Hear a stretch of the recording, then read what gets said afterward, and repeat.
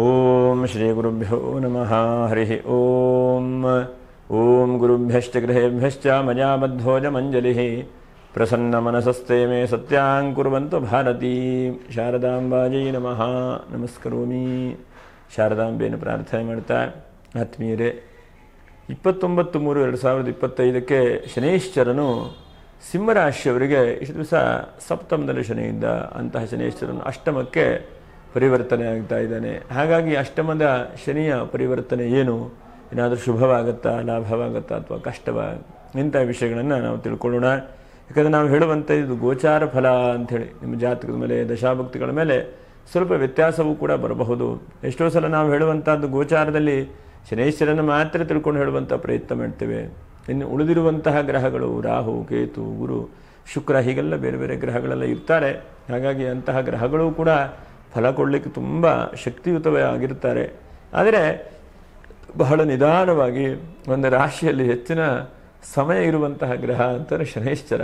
ಹಾಗಾಗಿ ಅಂತಹ ಶನೈಶ್ಚರನ್ನು ನಾವು ಇಟ್ಕೊಂಡು ಹೇಳುವಂತಹ ಒಂದು ಪ್ರಯತ್ನ ಮಾಡ್ತೇವೆ.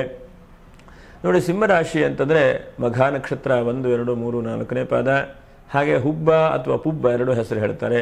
ಆ ಹುಬ್ಬ ನಕ್ಷತ್ರ 1, 2, 3, 4ನೇ ಪಾದ, ಉತ್ತರ ನಕ್ಷತ್ರದ 1ನೇ ಪಾದ. ಹೀಗೆ ಇವರು ವಿಡಿಯೋ ಮುಗಿಯವರೆಗೂ ಕೂಡ ನೀವು ನೋಡ್ತಾ ಇರಿ. ನಕ್ಷತ್ರ ಪರಿಹಾರಗಳು ಏನು ಎಂಬುದನ್ನು ಹೇಳ್ತೇನೆ. ನೋಡಿ, ಇಷ್ಟು ದಿವಸ ಸ್ವಾಭಾವಿಕವಾಗಿ ಶನೈಶ್ಚರನು ನಿಮಗೆ ಸಪ್ತಮದ ಶನೈಶ್ಚರ, ಹಾಗಾಗಿ ಹೇಗೋ ಒಂದು ಅಷ್ಟೋ ನಡ್ಕೊಂಡು ಹೋಗ್ತಾ ಇತ್ತು ಸಿಂಹರಾಶಿಯವರಿಗೆ. ಆದರೆ ಈಗ ಸ್ವಲ್ಪ ಜಾಗೃತ ವಹಿಸ್ಕೊಳ್ಳುವಂಥ ಒಂದು ಸಮಯ ಅಂತ ಹೇಳ್ಬೋದು. ವಿಡಿಯೋದ ಆದಿಯಲ್ಲೇ ನಾನು ಏನು ಹೇಳ್ಬೋದು ಅಂತಂದರೆ, ಒಂದು ಸ್ವಲ್ಪ ಜಾಗೃತ ವಹಿಸ್ಕೊಳ್ಳಿ. ಜಾಗೃತ ವಹಿಸ್ಕೊಂಡಾಗ ಶನೈಶ್ಚರನು ಒಂದು ಸ್ವಲ್ಪ ಒಳ್ಳೆ ರೀತಿಯಾದಂಥ ಫಲಗಳನ್ನು ನೀಡುವಂಥ ಸಾಧ್ಯತೆಗಳಿದೆ. ಎಷ್ಟೋ ಸಲ ಸಮಸ್ಯೆಗಳು ಬರುತ್ತೆ. ಆದರೆ ಸಮಸ್ಯೆಗಳು ಬಂದಾಗ ಅದಕ್ಕೆ ಪರಿಹಾರಗಳನ್ನು ಹುಡ್ತಾ ಹೋಗಬೇಕೆ ಬಿಟ್ಟರೆ ಸಮಸ್ಯೆ ಅಂತ ಹೇಳಿ ಚಿಂತೆ ಮಾಡ್ತಾ ಕೂತಾಗ ಇನ್ನೂ ಸಮಸ್ಯೆಗಳು ಜಾಸ್ತಿ ಆಗ್ತಾ ಹೋಗ್ತದೆ. ಹಾಗಾಗಿ ಈ ಸಮಯದಲ್ಲಿ ಒಂದು ಸ್ವಲ್ಪ ಜಾಗೃತೆಗಳನ್ನು, ಒಂದು ಸ್ವಲ್ಪ ಬದಲಾವಣೆಗಳನ್ನು ಏನೇನು ಶನೈಶ್ಚರ ಮಾಡಬಹುದು ಎಂಬಂತಹ ಎಲ್ಲ ವಿಷಯಗಳನ್ನು ಕೂಡ ನಾವು ಗಮನಿಸ್ತಾ ಹೇಳ್ತಾ ಹೋದರೆ, ನೋಡಿ, ಶನೈಶ್ಚರನ್ನು ಬಹಳ ಮುಖ್ಯವಾಗಿ ಗಮನಿಸುವಂಥದ್ದು ನಿಮ್ಮ ರಾಶಿಯಿಂದ ಅವನ 7ನೇ ರಾಶಿ ದೃಷ್ಟಿ 2ನೇ ರಾಶಿಗೇನೋ ಇದೆ, ಅರ್ಥ ಮಾಡ್ಕೊಳ್ಳಿ. ಹಾಗಾಗಿ ಸಂಪತ್ತು ನಿಮಗೆ ಹೆಚ್ಚಿನದಾಗಿ ಬರುವಂಥ ಸಾಧ್ಯತೆಗಳಿರುತ್ತೆ, ಇಲ್ಲವೇ ಇಲ್ಲ ಅಂತ ಹೇಳುವಂಥದ್ದಿಲ್ಲ. ಇನ್ನು ಅವನ ಶನೈಶ್ವರನ ದೃಷ್ಟಿ ಪಂಚಮ ರಾಶಿಗೂ ಕೂಡ, ದಶಮ ದೃಷ್ಟಿಯೂ ಕೂಡ ಇದೆ. ಇದು ಬಹಳ ಮುಖ್ಯವಾದಂಥದ್ದು. ಆದರೆ ಷಷ್ಠ, ಸಪ್ತಮ, ಅಷ್ಟಮ ಸ್ಥಾನದಲ್ಲಿ ಶನೈಶ್ವರ ಕೂತಿದ್ದಾನೆ. ಹಾಗಾಗಿ ಒಂದು ಹಂತಕ್ಕೆ ಎಲ್ಲೋ ಒಂದು ಕಡೆಗೆ ನಿಮ್ಮನ್ನು ಬಹಳ ಬದಲಾವಣೆ ಮಾಡುವಂಥ ಒಂದು ಪರಿಸ್ಥಿತಿಯಲ್ಲಿ ಕೂತಿದ್ದಾನೆ. ಅದು ಏನೇನು ಬದಲಾವಣೆ ಆಗಬಹುದು? ಒಂದನೇದಾಗಿ ಅವನ ಧನಸ್ಥಾನದ ದೃಷ್ಟಿಯಿಂದ ಆರ್ಥಿಕವಾಗೇನೋ ಒಂದು ಹೆಚ್ಚಿನದಾದಂಥ ಲಾಭಾಂಶಗಳು ಬರಬಹುದು. ಅಥವಾ ಯಾರು ದುಡ್ಡು ಕೊಡಲಿಲ್ವೋ, ಅಥವಾ ಯಾವುದು ವ್ಯವಹಾರಿಕವಾಗಿ ದುಃಖ ಚಿಂತೆಗಳಾಗ್ತಾ ಇದೆಯೋ, ಆದಾಯಗಳೇ ಬರ್ತಾ ಇಲ್ವೋ, ಬಹಳ ಖರ್ಚಾಗ್ತಾ ಇದೆ, ಬಹಳ ಚಿಂತೆ ಆಗ್ತಾ ಇದೆ ಅಂತಂದರೆ ಖರ್ಚೆಲ್ಲ ದೂರ ಹೋಗಿ ಆದಾಯಗಳೇ ಚೆನ್ನಾಗಿ ಬರಬಹುದು ಇದರಿಂದ. ನೋಡಿ, ಯಾಕಂದರೆ ಶನೈಶ್ಚರನು ಒಂದಂತಕ್ಕೆ ದುಃಖಂ ದಿನೇಶಾತ್ಮಜಃ ಅಂತ ಹೇಳಿದ್ರೂ ಕೂಡ ಎಲ್ಲೋ ಒಂದು ಕಡೆಗೆ ನಮ್ಮ ಬಹಳ ಜಾಗ್ರತೆಯನ್ನು, ಬುದ್ಧಿಯನ್ನು, ಜ್ಞಾನವನ್ನು ಕೊಡ್ತಾ ಇರ್ತಾನೆ ಶನೈಶ್ವರ. ಜ್ಞಾನ ಕೊಡದೇ ಇರುವಂತಹ ದೇವರಲ್ಲ. ಎಲ್ಲೋ ಒಂದು ಕಡೆಗೆ ಜ್ಞಾನವನ್ನು, ಬುದ್ಧಿಯನ್ನು ಶನೈಶ್ವರ ಅನುಗ್ರಹ ಮಾಡ್ತಾನೇ ಇರ್ತಾನೆ. ಅವನು ಖಂಡಿತವಾಗೂ ಬಿಡುವುದಿಲ್ಲ ನಮ್ಮನ್ನು. ಜ್ಞಾನವನ್ನು ಕೂಡ ಕೊಡ್ತಾನೆ, ಬುದ್ಧಿಯನ್ನು ಕೂಡ ಕೊಡ್ತಾನೆ. ನಮಗೆ ತಪ್ಪಾದಂಥ ಕೆಲಸ ಮಾಡಿದ್ರೆ ಶಿಕ್ಷೆಯನ್ನು ಕೂಡ ಕೊಡ್ತಾನೆ ಶನೈಶ್ವರ. ಹಾಗಾಗಿ ಇದೆಲ್ಲದಕ್ಕೂ ಅರ್ಹವಾದಂತಹ ಗ್ರಹ ಅಂತಂದರೆ ಶನೈಶ್ವರ. ಮಿಕ್ಕಿರುವಂತಹ ಗ್ರಹಗಳೆಲ್ಲ ಹೆಚ್ಚಿನ ಸಮಯಗಳು ಕೂಡ ನಮಗೆ ಇರುವುದಿಲ್ಲ. ಒಂದು 3 ತಿಂಗಳ 2 ತಿಂಗಳ ಗೋಚಾರದಲ್ಲಿ ಹೋಗಿ ಇದು ಗೋಚಾರಕ್ಕೆ ಸಂಬಂಧವಾದಂಥ ಫಲಗಳು. ಯಾಕಂದರೆ ಜ್ಯೋತಿಷಾಸ್ತ್ರದಲ್ಲಿ ಬಹಳ ರೀತಿಯಾದಂಥ ಫಲಗಳನ್ನು ನಿರೂಪಣೆ ಮಾಡ್ತಾರೆ. ಶಾಸ್ತ್ರೀಯವಾಗಿ ನಾನು ಹೇಳುವಂತಹದ್ದು, ಗೋಚಾರವಾದಂಥ ಫಲಗಳನ್ನು ಗೋಚಾರ ರೀತಿಯಲ್ಲೇ ಫಲಗಳನ್ನು ವಿಂಗಡಣೆ ಮಾಡಬೇಕು. ಜಾತಕವನ್ನು ಹೇಳುವಾಗ ಜಾತಕದ ರೀತಿಯಲ್ಲೇ ಪರಿಗಣನೆ ಮಾಡಬೇಕು. ಪ್ರಶ್ನಾಶಾಸ್ತ್ರ ಇದ್ದರೆ ಪ್ರಶ್ನಾಶಾಸ್ತ್ರದ ರೀತಿಯಲ್ಲೇ ನಾವು ಪರಿಗಣನೆ ಮಾಡಬೇಕು. ಹೀಗೆ ಎಲ್ಲವನ್ನು ಕೂಡ ಒಂದೇ ಸೇರಿಸಿ ನಾವು ಫಲಗಳನ್ನು ಹೇಳಲಿಕ್ಕೆ ಸಾಧ್ಯವಿಲ್ಲ.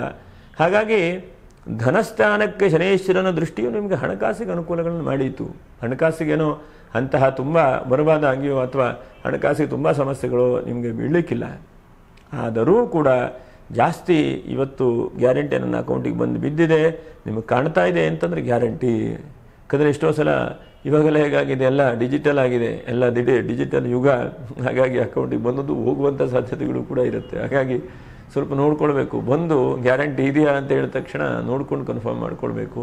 ಯಾಕಂದರೆ ಗೂಗಲ್ ಪೇ ಮಾಡ್ತಾರೆ, 1 ನಂಬರ್ ಹೆಚ್ಚು ಕಡಿಮೆ ಆದರೆ ಬೆವರಿಗೆ ಹೋಗಿಬಿಡ್ತದೆ, ಹೀಗಾಗುತ್ತೆ. ಹಾಗಾಗಿ ಸ್ವಲ್ಪ ದುಡ್ಡಿನ ವಿಷಯದಲ್ಲಿ ಬರುತ್ತೆ ನಿಜ, ಅದರೊಂಚೂರು ಹುಷಾರಿಕೆ ವಹಿಸ್ಕೊಳ್ಳಿ. ಚೆಕ್ ಕೊಟ್ಟಿದ್ದಾರೆ ನಿಜ, ಅಕೌಂಟಿಗೆ ಹಾಕಿ ಅದು ಕ್ಲಿಯರೆನ್ಸ್ ಆಯಿತು ಅಂತ ನೋಡ್ಕೊಳ್ಳಿ ಅಲ್ವಾ. ಎಷ್ಟೋ ಸಲ ಚೆಕ್ ಕೊಟ್ಟಿದ್ದಾರೆ ಅಂತ ಧೈರ್ಯ ಇರುತ್ತೆ, ಚೆಕ್ ಬೋನ್ಸು ಆಗ್ಬೋದು, ಸಿಗ್ನೇಚರ್ ಸರಿ ಇರಬಹುದು, ಅಥವಾ 2-3 ಜನಕ್ಕೆ ಚೆಕ್ಕು ಕೂಡ ಕೊಟ್ಟಿರಬಹುದು. ಹಾಗಾಗಿ ಬರುತ್ತೆ, ಆದರೆ ಸ್ವಲ್ಪ ಒಂಚೂರು ಜಾಗ್ರತೆ ಅಂತೇಳಿ ಹೇಳ್ತಾನೆ. ಹಣಕಾಸಿನಲ್ಲಿ ಬರುತ್ತೆ, ಏನೇ ನೀವು ಅಷ್ಟು ಹೆದರ್ಕೊಳ್ಳೋದು ಬೇಡ. ಅಷ್ಟಮ ಶನಿ ಬಂತಪ್ಪ, ಏನೋ ದುಡ್ಡಿಗೆ ಬಹಳ ಚಿಂತೆ ಆಗಿಬಿಡ್ತದೆ ಅಂತೇಳಿ ಚಿಂತೆ ಮಾಡಬೇಡಿ, ಭಗವಂತ ಅನುಗ್ರಹ ಮಾಡಬಹುದು. 2ನೇ ದೃಷ್ಟಿ, ಶನೇಶ್ವರನ ದೃಷ್ಟಿ ಪಂಚಮಕ್ಕೂ ಕೂಡ ದೃಷ್ಟಿ ಇರುತ್ತೆ. ಪಂಚಮದ ದೃಷ್ಟಿಯಿಂದ ಶನೇಶ್ವರನು ನಿಮ್ಮ ಒಳ್ಳೆ ಕೆಲಸಗಳನ್ನು ಜಾಸ್ತಿ ಆಗುವ ಹಾಗೆ ಮಾಡ್ತಾನೆ, ಮತ್ತು ಧಾರ್ಮಿಕ ಕ್ಷೇತ್ರಗಳಿಗೆ ಭೇಟಿಯಾಗುವಂತಹ ಅವಕಾಶಗಳನ್ನು ಕೂಡ ಕೊಡ್ತಾನೆ.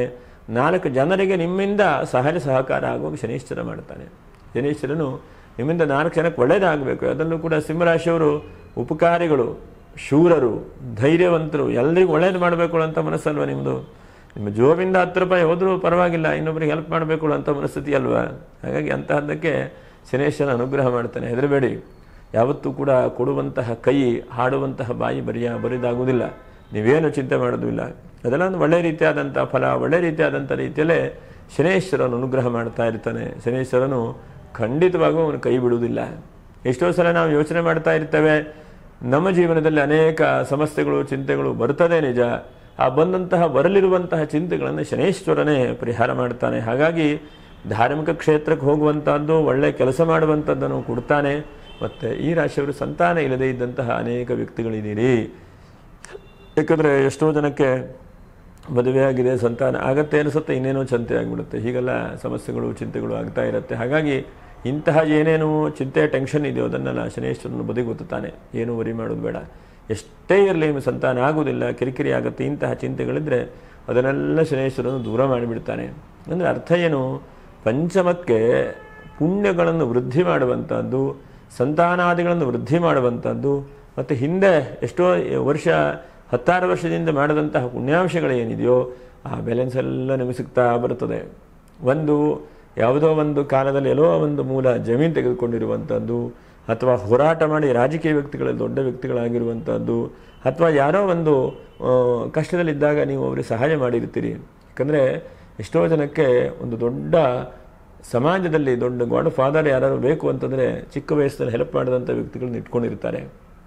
ಅದು ಯಾರಿಗೆ ಬೇಕಾದರೂ ಆಗಿರಬಹುದು, ಅವರು ಇವರು ಹೇಳುವಂತಹದ್ದಿಲ್ಲ. ಯಾಕಂದರೆ ಯಾವುದೋ ಒಂದು ದಾರಿಗಳನ್ನು, ಆ ಒಂದು ಸಮಯಗಳನ್ನು ಟರ್ನ್ ಮಾಡಿದಾಗ ಆ ವ್ಯಕ್ತಿಗಳನ್ನು ಜೀವನದಲ್ಲಿ ತಿಳ್ಕೊಳ್ತಾ ಇರ್ತಾರೆ. ಅದು ಬಾಯಿ ಬಿಟ್ಟು ಹೇಳದೇ ಇರಬಹುದು, ಕೆಲವು ಜನ ಬಾಯಿ ಬಿಟ್ಟು ಕೂಡ ಹೇಳ್ತಾರೆ.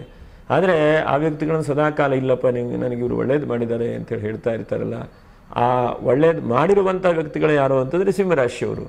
ಅವರು ನಿಮಗೇನಾದರೂ ಕಷ್ಟ ಅಂತಂದರೆ ಓಡಿ ಬಂದು ನಿಂತ್ಕೊಳ್ತಾರೆ. ಯಾಕಂದರೆ ನಮಗೆ ಕಷ್ಟ ಅಂತ ಆದಾಗ ಯಾರ ಮನಸ್ಥಿತಿ, ಯಾರ ಪರಿಸ್ಥಿತಿ ಹೇಗಿದೆ ಹೇಳೋದು ಗೊತ್ತಾಗುತ್ತೆ. ನಾವು ಚೆನ್ನಾಗಿದ್ದಾಗ, ಚಿಂತೆ ಇಲ್ಲದೇ ಇದ್ದಾಗ ಯಾವುದು ಗೊತ್ತಾಗೋದಿಲ್ಲ ಅಲ್ವಾ. ಹಾಗಾಗಿ ನಾವು ಅನಾರೋಗ್ಯದಿಂದ ಮನ್ಕೊಂಡಿದ್ದಾಗ ನಿಜವಾದಂತಹ ವಿಶ್ವಾಸ, ಪ್ರೀತಿ, ಸ್ನೇಹಿತರು ಎಲ್ಲ ಗೊತ್ತಾಗ್ತಾರೆ. ಅಲ್ಲಿಯವರೆಗೂ ಕೂಡ ಯಾವುದೂ ಕೂಡ ಗೊತ್ತಾಗೋದಿಲ್ಲ. ಇದು ಜಗತ್ತಿನ ನಿಯಮವಲ್ವಾ, ಅದು ಎಲ್ಲರಿಗೂ ತಮಗೂ ಕೂಡ ಗೊತ್ತಿದೆ. ಹಾಗಾಗಿ ಈ ಕಷ್ಟದ ಪರಿಸ್ಥಿತಿಯನ್ನು, ಸಮಸ್ಯೆಗಳನ್ನೆಲ್ಲ ಪರಿಹಾರ ಮಾಡಲಿಕ್ಕೆ ಎಲ್ಲೋ ಒಂದು ಕಡೆಗೆ ದೇವರು ನಿಮ್ಮನ್ನು ಕೈ ಹಿಡಿತಾನೆ. ಖಂಡಿತ ಭಗವಂತ ಕೈ ಬಿಡುವುದಿಲ್ಲ. ಎಲ್ಲೋ ಒಂದು ಕಡೆ ಕೈ ಹಿಡಿದು ಏನಾದರೂ ಒಂದು ಮಾಡುವಂತಹ ಪ್ರಯತ್ನಗಳನ್ನು, ಹೋರಾಟಗಳನ್ನು ಭಗವಂತ ಕೈ ಹಿಡಿದು ಮಾಡ್ತಾನೆ. ಹಾಗಾಗಿ ನೀವೇನು ಅಷ್ಟು ಗಾಬರಿ ಬಿಟ್ಕೊಂಡು ಏನೋ ಸಮಸ್ಯೆ ಆಗುತ್ತೆ ಹೇಳುವಂಥ ಚಿಂತೆ ಬಿಟ್ಬಿಡಿ. ನಾವು ಹಿಂದೆ ಮಾಡಿದ್ದೇವೆ ಒಳ್ಳೆ ಕೆಲಸಗಳನ್ನು, ಹಿಂದೆ ಒಳ್ಳೆ ಕೆಲಸ ಮಾಡೋದ್ರಿಂದ ಹಿಂದೆ ಪರಮಾತ್ಮನು ಒಳ್ಳೇದು ಮಾಡಿಯೇ ಮಾಡ್ತಾನೆ.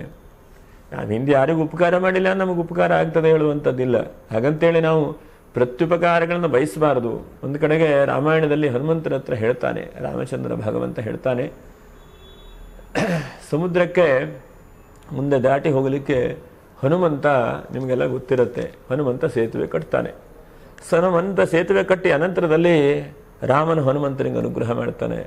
ಹನುಮಂತ ಭಕ್ತ ಅಲ್ವಾ, ಹಾಗಾಗಿ ನೀನು ಒಳ್ಳೆದಾಗಲಪ್ಪ ಅಂತ ಆಶೀರ್ವಾದ ಮಾಡ್ತಾನೆ. ಆವಾಗ ಹನುಮಂತನ ಹತ್ರ ರಾಮ ಒಂದು ಮಾತು ಹೇಳ್ತಾನೆ, ನೀನು ಪ್ರತ್ಯುಪಕಾರಗಳನ್ನು ಮತ್ತೆ ಬಯಸಬೇಡಪ್ಪ ಅಂಥೇಳಿ. ಯಾತಕ್ಕೆ ಬಯಸಬೇಡ ಅಂತಂದರೆ, ಹೇಗೆ ಅಂತಂದರೆ ಆ ಪ್ರತ್ಯುಪಕಾರ ಬಯಸಿದ್ರೆ ಇಂಡೈರೆಕ್ಟಾಗಿ ನಿನಗೆ ಕಷ್ಟವೇ ಬರಲಿ ಅಂತ ಹೇಳಿದಾಗ ಆಯಿತು ಅಲ್ವಾ.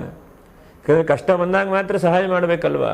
ಹಾಗಾಗಿ ಒಳ್ಳೆಯದಾಗಲಿ, ಅಭಿವೃದ್ಧಿ ಆಗಲಿ ಹೇಳುವುದನ್ನೇ ಹೇಳುವುದನ್ನು ಹೇಳ್ತಾನೆ. ಇದರ ಸೂಕ್ಷ್ಮ ಧರ್ಮದ ಮರ್ಮ ಏನಂತಂದರೆ, ನಾವು ಉಪಕಾರ ಮಾಡಬೇಕು, ನಮ್ಮ ಕೆಲಸ ಮಾಡ್ತಾ ಇರಬೇಕು.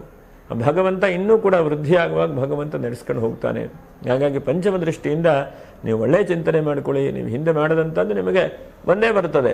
ಈ ಕ್ಷಣಕ್ಕೆ ಬರದೇ ಇರಬಹುದು, ಈ ವರ್ಷನೂ ಬರದೇ ಇರಬಹುದು. 2025ನೇ ಇಸ್ವಿಯಲ್ಲಿ ಶನಿ ಪರಿವರ್ತನೆ ಆಗಿಬಿಟ್ಟಿದ್ದಾನೆ, ಏನಪ್ಪ ಶನಿ ಫಲ ಹೇಳಿದಾನೆ ಅಂತ ಅಂದ್ಕೊಳ್ತೀರಿ ನೀವು. ಆದರೆ ನೀನು 26ನೇ ಇಸ್ವಿಯೂ ಕೂಡ ಇದೆ, ಹಾಗಾಗಿ ಏನು ವರಿ ಮಾಡೋದು ಬೇಡ. ನಿಧಾನ ಆದಂತಹ ಫಲಗಳನ್ನು ಕೂಡ ಶನೇಶ್ವರನು ಅನುಗ್ರಹ ಮಾಡ್ತಾನೆ. ಅವನು ಖಂಡಿತ ಕೈ ಬಿಡುವಂತಹ ಗ್ರಹ ಅಲ್ಲ, ನಿಧಾನವಾಗಿ ಕೊಡುವಂತಹ ಒಂದು ಗ್ರಹ. ಹಾಗೆ ಇನ್ನು ಅಷ್ಟಮ ಶನಿಯಿಂದ ಒಂದು 5 ಜಾಗ್ರತೆ ಹೇಳ್ತಾನೆ. ಒಂದನೇದಾಗಿ, ಹಣಕಾಸಿನ ಈ ಸಮಯದಲ್ಲಿ ಯಾರಿಗೂ ಕೂಡ ಕೊಡ್ಲಿಕ್ಕೆ ಹೋಗಬೇಡಿ, ಯಾರಿಗೂ ಕೂಡ ಮಾತನ್ನು ಕೊಡ್ಲಿಕ್ಕೆ ಹೋಗಬೇಡಿ. ಹೀಗೆ ಮಾಡಿಬಿಡ್ತಾನೆ, ಹೀಗೆ ಕೊಡ್ತೇನೆ ಹೇಳುವಂಥದ್ದನ್ನು ಹೇಳಲಿಕ್ಕೆ ಹೋಗಬೇಡಿ. ಹಾಗೆ ಮೂರನೇದಾಗಿ, ಬಹಳ ಮುಖ್ಯವಾಗಿ ನಿಮ್ಮ ವೈಯಕ್ತಿಕವಾದಂಥ ಆರೋಗ್ಯದ ಬಗ್ಗೆ ತುಂಬ ಜಾಗ್ರತೆ ವಹಿಸ್ಕೊಳ್ಳಿ. ಇದು ಬಹಳ ಮುಖ್ಯವಾದಂಥ, ನಿಮ್ಮ ಆರೋಗ್ಯ ಚೆನ್ನಾಗಿರಬೇಕು, ನಿಮ್ಮ ಆರೋಗ್ಯ ಗಟ್ಟಿಯಾಗಿರಬೇಕು ಅಂತಂದರೆ ತುಂಬ ಜಾಗ್ರತೆ ವಹಿಸ್ಕೊಳ್ಳಿ. ಹಾಗೆ 5ನೇದಾಗಿ, ಅಹಂಕಾರಗಳನ್ನು ನಾನು ಹೇಳೋದನ್ನು ಬಿಟ್ಬಿಡಿ. ಶನೇಶ್ವರನು ಬಂದರೆ ನಿಮ್ಮ ಅದನ್ನೆಲ್ಲ ಮುರಿದು ಹಾಕಿಬಿಡ್ತಾನೆ. ಹೇಗೆ ಅಂತಂದರೆ, ಗಿಡಗಳೆಲ್ಲ ಬೆಳೀತಾ ಇರುತ್ತೆ. ಹೀಗೆ ಕರೆಂಟ್ ಲೈನ್ ಕೆಳಗಡೆಗೆ ಕರೆಂಟ್ ಲೈನ್ ಕೆಳಗಡೆ ಇರುವಂಥದ್ದೆಲ್ಲ ಕಡಿತಾರಲ್ಲ ಮರಗಳನ್ನು, ಹಾಗೆ ಕಡ್ದು ಹಾಕ್ಬಿಡ್ತಾನೆ ಶನೇಶ್ವರ. ಹಾಗಾಗಿ ನಾನು ಹೇಳೋದನ್ನು ಬಿಟ್ಟು ಭಗವಂತನ ಶರಣಾಗತಿ ಆಗಿಬಿಡಿ. ಏನು ಕೊಟ್ಟರು ಅವನ ಇಚ್ಛೆ, ಏನು ಕೊಟ್ಟರು ಅವನು ಪ್ರಸಾದ. ಇದೆಯಾ ಸಂತೋಷ, ಇಲ್ವಾ ಭಗವಂತ ಏನು ಕೊಡಲಿಲ್ಲ. ಏನಿದೆಯೋ ಇದೆ ಅಮೃತ, ಏನಿದೆಯೋ ಇದೆ ಅರಮನೆ ಹೇಳುವಂತಹ ತೀರ್ಮಾನಕ್ಕೆ ಬನ್ನಿ, ಆಗ ಭಗವಂತ ಅನುಗ್ರಹ ಮಾಡ್ತಾನೆ. ಹಾಗೆ 4ನೇದಾಗಿ, ಎಲ್ಲವನ್ನೂ ಕೂಡ ಭಗವಂತನೇ ಸಮರ್ಪಣೆ ಮಾಡಿ. ಇಷ್ಟು ಕೊಟ್ಟಿದ್ದಾನೆ ಹೇಳೋದನ್ನು ತೀರ್ಮಾನ ತೆಗೆದುಕೊಂಡು ಹೋಗಿ. ಇವತ್ತು ಧೀಮಂತರಾಗಿದ್ದೀರಾ, ಶ್ರೀಮಂತರಾಗಿದ್ದೀರಾ, ಮಾತಾಡ್ತಾ ಇದ್ದೀರಾ, ಕೇಳ್ತಾ ಇದ್ದೀರಾ, ಅವನ ಇಚ್ಛೆ, ಅವನು ಕೊಟ್ಟಿದ್ದಾನೆ ಹೇಳುವುದನ್ನು ಮಾಡ್ತಾ ಹೋಗಿ, ನಾಮಸ್ಮರಣೆ ಮಾಡ್ತಾ ಹೋಗುವಂಥ ಪ್ರಯತ್ನಗಳನ್ನು ಮಾಡಿ. ಇನ್ನು ಏಕಾದಶ ದೃಷ್ಟಿಯಿಂದ ಶನೇಶ್ವರನು ಬಹಳ ಮುಖ್ಯವಾಗಿ ನಿಮಗೆ ಯಾವುದೋ ಒಂದು ಹಿಂದೆ ಜೊತೆಗಿರುವಂಥ ವ್ಯಕ್ತಿಗಳು, ದೂರ ಆಗಿರುವಂಥ ವ್ಯಕ್ತಿಗಳನ್ನು, ಅಥವಾ ನಿಮ್ಮ ಜೊತೆಗಿರುವಂತಹ ಹೆಂಡತಿ ಮಕ್ಕಳು, ಹೀಗೆ ಎಲ್ಲಾದರೂ ದೂರ ಇರುವಂಥ ವ್ಯಕ್ತಿಗಳ ಜೊತೆಗೆ ಸೇರಿಸುವಂಥ ಅವಕಾಶಗಳನ್ನು ಕೂಡ ಶನೇಶ್ವರ ಮಾಡ್ತಾನೆ. ಇದಿಷ್ಟು ಸಿಂಹರಾಶಿಯವರಿಗೆ ಜಾಗ್ರತೆಗಳನ್ನು ಕೂಡ ಹೇಳಬಹುದು. ಮತ್ತು ಒಂದು ಸ್ವಲ್ಪ ಧನಸ್ಥಾನಗಳನ್ನು ಕೂಡ ಬಲಿಷ್ಠ ಮಾಡ್ತಾನೆ. ಇನ್ನು ಮಘಾ ನಕ್ಷತ್ರ 1, 2, 3, 4ನೇ ಪಾದ. ನೀವು ಎಷ್ಟು ಸಾಧ್ಯ ಆಗುತ್ತೋ ಅಷ್ಟು ನೀವು ಇನ್ನೊಬ್ಬರಿಗೆ ಉಪಕಾರ ಮಾಡ್ತಾ ಹೋಗಿ, ಚಿಂತೆ ಮಾಡಬೇಡಿ. ಹಣಕಾಸಿನ ಉಪಕಾರ ಮಾಡೋದು ಬೇಡ, ಬೇರೆಲ್ಲ ಉಪಕಾರ ಮಾಡಿ, ಅವರಿಗೆ ಹೆಲ್ಪ್ ಮಾಡಿ, ಅನುಕೂಲ, ಕಷ್ಟದಲ್ಲಿದ್ದವ್ರಿಗೆ ಏನಾದರೂ ಒಂದು ಮಾಡಿ. ಯಾಕಂದರೆ ಎಲ್ಲ ಥರದಲ್ಲೂ ಹೆಲ್ಪ್ ಮಾಡಬಹುದು. ಇವತ್ತಿನ ದಿವಸ ಒಬ್ಬರಿಗೆ ಹುಷಾರಿಲ್ಲ ಅಂದರೆ ಆಸ್ಪತ್ರೆಗೆ ಕರ್ಕೊಂಡು ಹೋಗುವಂಥದ್ದನ್ನು ಕೂಡ ಮಾಡಬಹುದು. ಅಥವಾ ಯಾರು ಒಳ್ಳೆ ಚಿಕಿತ್ಸೆ ಕೊಡ್ತಾರೆ, ನೋಡಪ್ಪ ಇಂಥ ಒಳ್ಳೆ ಚಿಕಿತ್ಸೆ ಕೊಡ್ತಾರೆ, ನಾವು ಹೋಗಿ ಬರೋಣ ಅಂತೇಳಿ ಹೇಳಬಹುದು ಅವರಿಗೆ. ಅಥವಾ ಅವರಿಗೆ ಕಷ್ಟಕ್ಕೆ ಸ್ಪಂದನೆ ಮಾಡಬಹುದು. ಯಾಕಂದರೆ ಸ್ಪಂದನೆ ಮಾಡುವಂಥದ್ದು ಬಹಳ ಮುಖ್ಯವಾದಂಥದ್ದೇ. ಕಣ್ಣೀರು ಹಾಕ್ತಾ ಇದ್ರೆ ಕಣ್ಣೀರು ಒರೆಸುವಂತಹ ಒಂದು ಮನಸ್ಥಿತಿಯು ಒಳ್ಳೆಯದೇ. ನೀವು ಕೇಳಬಹುದು, ಏನಪ್ಪ ಹಿಂಗೆ ಹೇಳ್ತಾ ಇದ್ದೀರಿ ಅಂತ. ಯಾಕಂದರೆ ಆ ಕಷ್ಟಗಳನ್ನು ಅವರವ್ರಿಗೆ ಬಂದಾಗ ಮಾತ್ರ ಅದು ಗೊತ್ತಾಗುತ್ತೆ. ಕಷ್ಟ ಹೇಳುವಂಥದ್ದು ಸುಲಭವಾಗಿ ನೋಡೋವರಿಗೆಲ್ಲ ಅದು ಅರ್ಥ ಆಗಲಿಕ್ಕಿಲ್ಲ. ಇನ್ನು ಹುಬ್ಬ ನಕ್ಷತ್ರ 1, 2, 3, 4ನೇ ಪಾದ. ನೀವು ಎಷ್ಟು ಸಾಧ್ಯ ಆಗುತ್ತೋ ಅಷ್ಟು ಗೋಧಿಯನ್ನು ದಾನ ಮಾಡಿದ್ದು ಬಹಳ ಉತ್ತಮವಾದಂಥದ್ದು. ಗೋಧಿ ದಾನದಿಂದ ಶಿವನ ಸಂತೃಪ್ತಿಯನ್ನು ಹೊಂದುತ್ತಾನೆ. ಇನ್ನು ಉತ್ತರ ನಕ್ಷತ್ರ 1ನೇ ಪಾದ. ವಿಷ್ಣು ಸಹಸ್ರನಾಮ ಹೇಳ್ರಿ. ವಿಷ್ಣು ಸಹಸ್ರನಾಮ ಎಲ್ಲದಕ್ಕೂ ಕೂಡ ಸರ್ವೌಷಧಿ ಅಂತ ವಿಷ್ಣು ಸಹಸ್ರನಾಮವನ್ನು ಪಾರಾಯಣೆ ಮಾಡಿ. ಹಾಗೆ ವಿಷ್ಣುವಿಗೆ ಮೊರೆ ಹೋಗಿ ಆ ವಿಷ್ಣು ಭಗವಂತನು ಶುಭವನ್ನು ಉಂಟು ಮಾಡ್ತಾನೆ. ಒಟ್ಟಿನಲ್ಲಿ ಶನೇಶ್ವರ ಸ್ವಾಮಿಯು ಅನುಗ್ರಹವನ್ನು ಮಾಡಲಿ. ಸಿಂಹರಾಶಿಯವರಿಗೆ ಶುಭವಾದಂಥ ಅವಕಾಶಗಳನ್ನೇ ಕೊಡಲಿ. ಆದಷ್ಟು ಅಷ್ಟಮ ಶನಿಯ ಪ್ರಭಾವಗಳು ಕಡಿಮೆಯಾಗಲಿ, ದುಃಖಗಳನ್ನು ಚಿಂತೆಗಳನ್ನು ದೂರ ಮಾಡಲಿ ಅಂಥೇಳಿ ಶನೇಶ್ವರನನ್ನು ನಾವು ಪ್ರಾರ್ಥನೆ ಮಾಡೋಣ. ನೀಲಾಂಜನ ಸಮಾಭಾಸಂ ರವಿಪುತ್ರಂಜಮಾಗ್ರಜಂ ಛಾಯಾಮಾರ್ತಾಂಡ ಸಂಭೂತಂ ತಂ ನಮಾಮಿ ಶನೇಶ್ಚರಂ. ಶಂ ಶನೈಶ್ಚರಾಯ ನಮಃ. ನಮಸ್ಕರೋಮಿ.